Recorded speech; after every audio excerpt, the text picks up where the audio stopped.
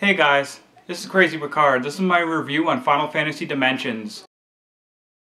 Android tablets, Apple's, iPhones, Samsung Galaxy phones, it's pretty much on everything. Game cost me $20. It's $20 on all the platforms that I've seen because my son was gonna buy it on his iPod and I told him not to because who wants to play it on a small screen like that? Some people have told me that they think $20 is steep. The game took me 58 hours to beat. It's a pretty good value, $20 for that amount of game playing, and I could have done so much more in the game, but I finished there.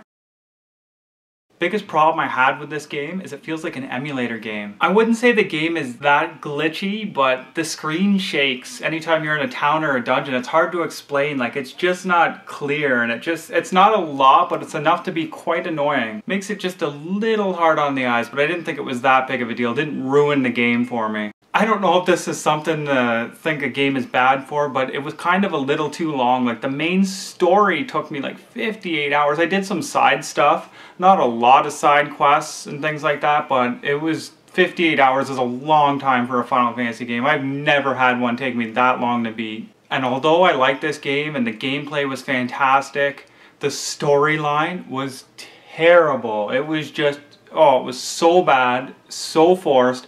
It didn't bother me though because the gameplay was really fun.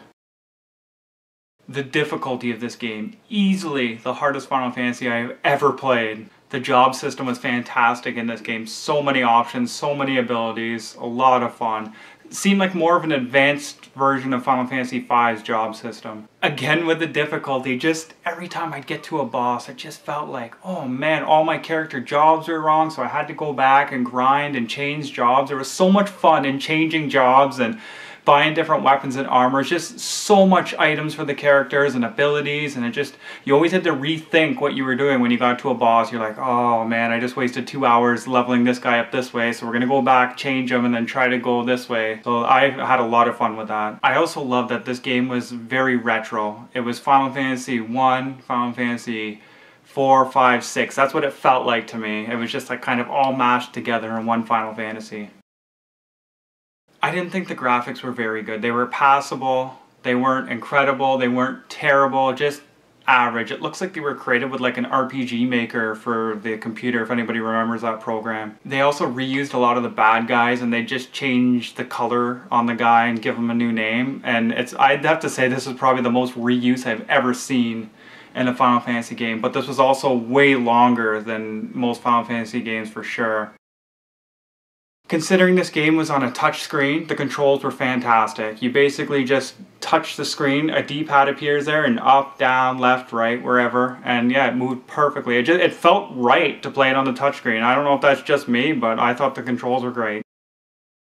The music in this game, again, not amazing, not terrible, somewhere in the middle. Somewhere around like the Final Fantasy V ground, where you liked some songs, you didn't like it. It wasn't a perfect score, but it was good. You should buy this game if you think Square Enix makes terrible games now. This is a throwback Final Fantasy, feeling totally retro, like 1. Big emphasis on Final Fantasy 1, gotta give it that, Final Fantasy 4, 5, and 6. Also, if you love games that are ridiculously hard, this is the game for you. It will give you a challenge non-stop right till the end. Do not buy this game if you do not like retro Final Fantasies. If you hated the old school Final Fantasies, you will not like this game whatsoever. And if you hate random battles every 5 seconds, this is not the game for you. Well, if you played or beat this game, let me know in the comments. I'd love to hear from you. I paid $20 for it. The game lasted 58 hours. I had a lot of fun. If you're into this sort of thing, I would recommend buying it. Crazy Picard, signing off.